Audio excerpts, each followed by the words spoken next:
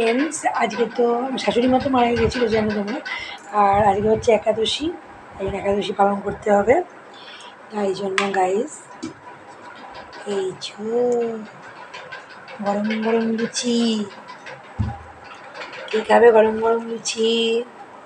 Guys এই গরম গরম লুচি করেছি, এই দেখো তোমরা। এই গরম গরম লুচি হয়েছে, তার সঙ্গে হয়েছে দেখো গাইস কুমড়ো দিয়ে আলু দিয়ে কষা তরকারি। খাবে তোমরা? চলে আসো ফটাফট করে। আজকে লুচি আর এই হয়েছে আমার বর আর আমি মিলে বানিয়েছি, ঠিক আছে। আমার লুচিটা করেছি, বর তরকারিটা করেছে, ঠিক আছে। আজকে তো একাদশী, আজকে খেতে হবে। এক বছর তো মানতেই হবে মায়ের জন্য, মাকে ভালোবাসতাম আমরা, ঠিক আছে ঠিক আছে। তা করতে হবে, ঠিক আছে। আমি একটু বাদে আবার গান টান করবো, ঠিক আছে। আর আজকে নাচ করবো না, যে গান করবো, ঠিক আছে। টাটা, তোমরা ভালো থেকো। তোমাদের সবার খাওয়া হয়ে গেছে? কে কে খেয়েছো কমেন্টসে জানাবে। সাবস্ক্রাইব করো, ফলো করো, প্লিজ আমাকে সাপোর্ট করো, ঠিক আছে। আমার সাবস্ক্রাইব খুব কম আছে, 44 আছে। সাবস্ক্রাইবটা একটু বাড়াও।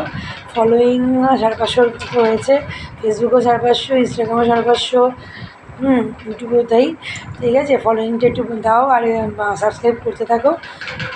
আর ভিউজটা একটু কমছে আগের থেকে, জানি না কেন, হয়তো কিছু পারছি না করতে।